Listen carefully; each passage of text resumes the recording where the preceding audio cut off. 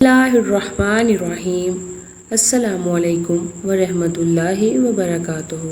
محترم ناظرین، وفات سے 3 روز قبل جبکہ حضور اکرم صلی اللہ علیہ وآلہ وسلم ام المومنین حضرت میمونہ رضی اللہ تعالی عنہ کے گھر تشریف فرما تھے، ارشاد فرمایا کہ میری بیویوں کو جمع کرو۔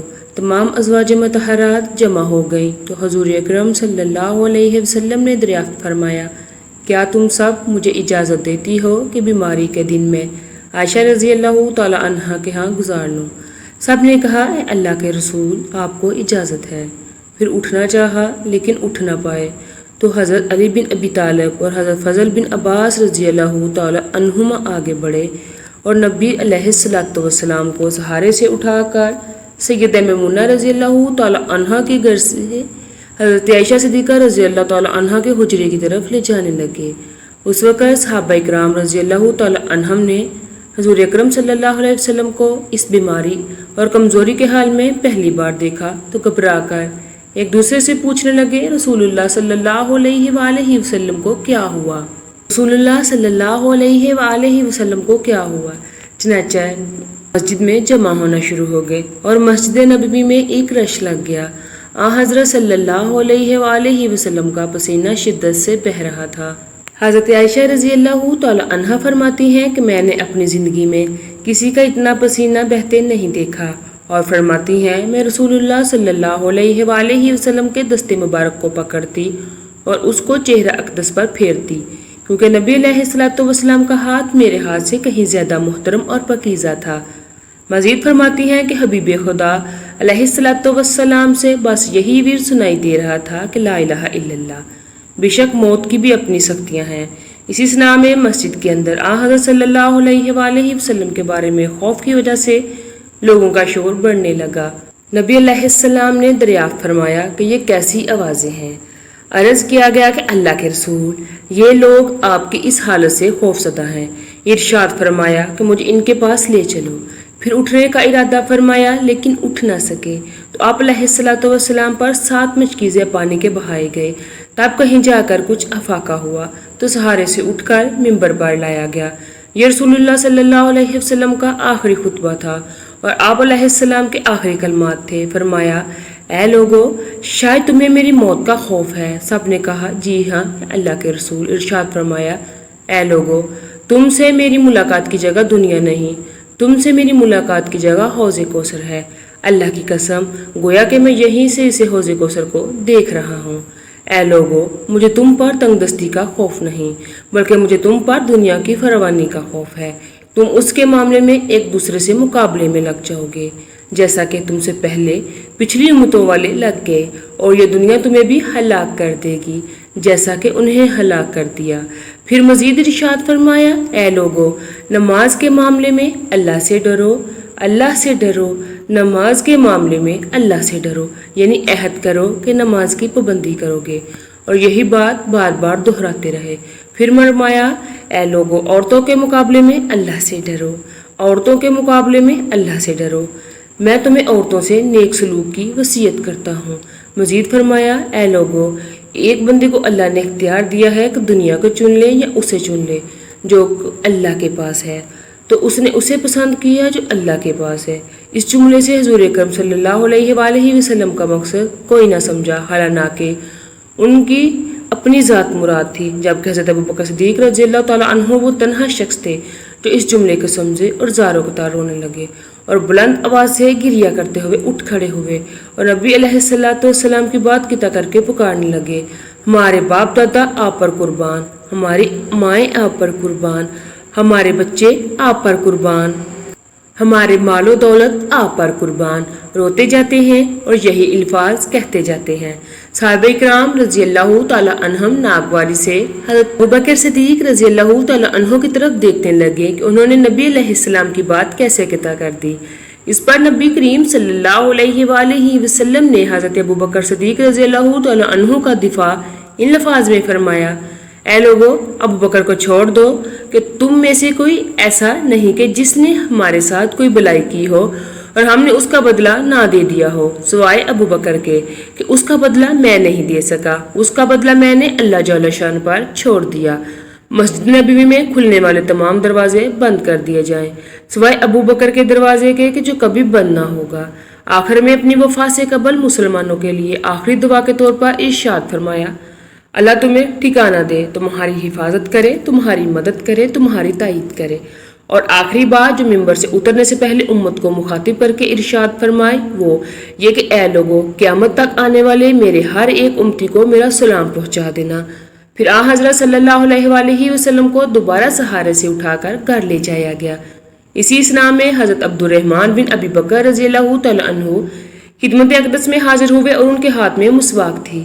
نبی اکرم صلی اللہ علیہ وسلم مسواک کو دیکھنے لگے لیکن شدت مرض کی وجہ سے طلب نہ کر پائے، چنانچہ سید عائشہ رضی اللہ تعالی عنہا حضور اکرم صلی اللہ علیہ وآلہ وسلم کے دیکھنے سے سمجھ گئیں اور انہوں نے حضرت عبد الرحمن رضی اللہ تعالی عنہ سے مسواک لے کر نبی کریم صلی اللہ علیہ وآلہ وسلم کے دہن مبارک میں رکھ دی، لیکن حضور صلی اللہ علیہ وسلم اسے استعمال نہ کر پائے۔ تو حضرت سید عائشہ رضی اللہ تعالی عنہا نے حضور اکرم صلی اللہ علیہ وآلہ وسلم سے مسواک لے کر اسے اپنے منہ سے نرم کی اور پھر حضور نبی کریم صلی اللہ علیہ وسلم کو لٹا دی تاکہ دہن مبارک اس سے تر رہے۔ فرماتی ہیں آخری چوز جو نبی اکرم صلی اللہ علیہ وسلم کے پیٹ میں گئی وہ میرا لعاب تھا اور اللہ تبارک و تعالیٰ کا مجھ پر فضل ہی تھا، اس نے وصال سے قبل میرا اور نبی کریم صلی اللہ علیہ وسلم کا لعاب دہن یکجا کر دیا۔ ام المومنین حضرت عائشہ صدیقہ رضی اللہ تعالی عنہا مزید ارشاد فرماتی ہیں پھر آپ صلی اللہ علیہ وآلہ وسلم کی بیٹی فاطمہ تشریف لائیں اور آتے ہی رو پڑی کہ نبی کریم صلی اللہ علیہ وسلم اٹھ نہ سکے، کیونکہ نبی کریم صلی اللہ علیہ وسلم کا معمول تھا کہ جب بھی فاطمہ رضی اللہ تعالی عنہا تشریف لاتی حضور نبی کریم صلی اللہ علیہ وآلہ وسلم ان کے ماتھے پر بوسہ دیتے تھے۔ حضور صلی اللہ علیہ وآلہ وسلم نے فرمایا اے فاطمہ قریب آ جاؤ۔ پھر حضور صلی اللہ علیہ وسلم نے ان کے کان میں کوئی بات کہی تو حضرت فاطمہ اور زیادہ رونے لگی۔ انہیں اس طرح روتا دیکھ کر حضور صلی اللہ علیہ وسلم نے پھر فرمایا اے فاطمہ قریب آؤ۔ دوبارہ ان کے کان میں کوئی بات ارشاد فرمائی تو وہ خوش ہونے لگی۔ حضور اکرم صلی اللہ علیہ وآلہ وسلم کے وصال کے بعد میں نے سیدہ فاطمہ رضی اللہ تعالی عنہا سے پوچھا تھا وہ کیا بات تھی جس پر روئیں اور پھر خوشی کا اظہار کیا تھا۔ سیدہ فاطمہ رضی اللہ تعالی عنہا کہنے لگی کہ پہلی بار جب میں قریب ہوئی تو فرمایا فاطمہ میں آج رات اس دنیا سے کوچ کرنے والا ہوں، جس پر میں رو دی۔ جب انہوں نے مجھے بے تحاشا روتے دیکھا تو فرمانے لگے فاطمہ میرے اہل خانہ میں سب سے پہلے تم مجھ سے آ ملو گی، جس پر میں خوش ہوگی۔ سیدہ عائشہ رضی اللہ تعالیٰ عنہ فرماتی ہیں پھر حضرت صلی اللہ علیہ وآلہ وسلم نے سب کو گھر سے باہر جانے کا حکم دے کر مجھے فرمایا عائشہ میرے قریب آ جاؤ۔ حضرت صلی اللہ علیہ وسلم نے اپنی زواج مطہرہ کے سینے پر ٹیک لگائی اور ہاتھ آسمان کی طرف بلند کر کے فرمانے لگے مجھے وہ اعلیٰ عمدہ رفاقت پسند ہے، میں اللہ کی انبیاء، صدیقین، شہدائے اور صالحین کی رفاقت کو اختیار کرتا ہوں۔ عائشہ صدیقہ رضی اللہ تعالیٰ عنہ فرماتی ہیں کہ میں سمجھ گئی کہ انہوں نے آخرت کو چن لیا ہے۔ جبرائیل علیہ السلام خدمت اقدس میں حاضر ہو کر گویا ہوئے یا رسول اللہ ملک الموت دروازے پر کھڑے شرف بازیابی چاہتے ہیں۔ آپ سے پہلے انہوں نے کسی سے اجازت نہیں مانگی۔ آپ علیہ السلام نے فرمایا جبرائیل اسے آنے دو۔ ملک الموت نبی کریم صلی اللہ علیہ وآلہ وسلم کے گھر میں داخل ہوئے اور کہا السلام علیکہ یا رسول اللہ، مجھے اللہ نے آپ کی چاہت جاننے کے لیے بھیجا ہے کہ آپ دنیا میں ہی رہنا چاہتے ہیں یا اللہ سبحانہ و تعالیٰ کے پاس جانا پسند کرتے ہیں؟ فرمایا مجھے اعلیٰ عمدہ رفاقت پسند ہے، مجھے اعلیٰ عمدہ رفاقت پسند ہے۔ ملک الموت حضرت صلی اللہ علیہ وآلہ وسلم کے سرانے کھڑے ہوئے اور کہنے لگے اے پاکیزہ روح، اے محمد بن عبداللہ کی روح، اللہ کی رضا و خوشنودی کی طرف روانہ ہو، راضی ہونے والے پروردگار کی طرف ہو، غضبناک نہیں۔ سیدہ عائشہ رضی اللہ تعالیٰ عنہ فرماتی ہیں پھر نبی کریم صلی اللہ علیہ وآلہ وسلم کا ہاتھ نیچے آن رہا اور سر مبارک میرے سینے پر باری ہونے لگا۔ میں سمجھ گئی حضرت صلی اللہ علیہ وآلہ وسلم کا وصال ہو گیا۔ مجھے اور تو کچھ سمجھ نہیں آیا، سو میں اپنے حجر سے نکلی اور مجلس کی طرف کا دروازہ کھول کر رسول اللہ کا وصال ہو گیا، رسول اللہ کا وصال ہو گیا۔ مسجد آہوں اور نالوں سے گونجنے لگی۔ پھر ادھر علی کرم اللہ وجہ جہاں کھڑے تھے وہیں بیٹھ گئے، پھر ہلنے کی طاقت نہ رہی۔ ادھر عثمان بن عفان رضی اللہ تعالیٰ عنہ معصوم بچوں کی طرح ہاتھ مالنے لگے، اور سیدنا عمر رضی اللہ تعالیٰ عنہ تلوار بلند کر کے کہنے لگے، خبردار، جو کسی نے کہا رسول اللہ صلی اللہ علیہ وآلہ وسلم وفات پا گئے ہیں، میں ایسے شخص کی گردن اڑا دوں گا۔ میرے آقا تو اللہ تعالیٰ سے ملاقات کرنے گئے ہیں، جیسے موسیٰ علیہ السلام اپنے رب سے ملاقات کو گئے تھے، وہ لوٹ آئیں گے، بہت جلد لوٹ آئیں گے۔ اب جو وفات کی خبر اڑائے گا میں اسے قتل کر دوں گا۔ اس موقع پر سب سے زیادہ ضبط و برداشت اور صبر کرنے والی شخصیت سیدنا ابوبکر صدیق رضی اللہ تعالیٰ عنہ کی تھی۔ آپ حجرہ نبوی میں داخل ہوئے، رحمت دو عالم صلی اللہ علیہ وآلہ وسلم کے سینہ مبارک پر سر رکھ کے رو دیے، کہہ رہے تھے، ہائے میرا پیارا دوست، ہائے میرا مخلص ساتھی، ہائے میرا محبوب، ہائے میرا نبی۔ پھر آن حضرت صلی اللہ علیہ وآلہ وسلم کے ماتھے پر بوسہ دیا اور کہا، یا رسول اللہ، آپ پکیزہ جیے، اور پکیزہ ہی دنیا سے رخصت ہو گئے۔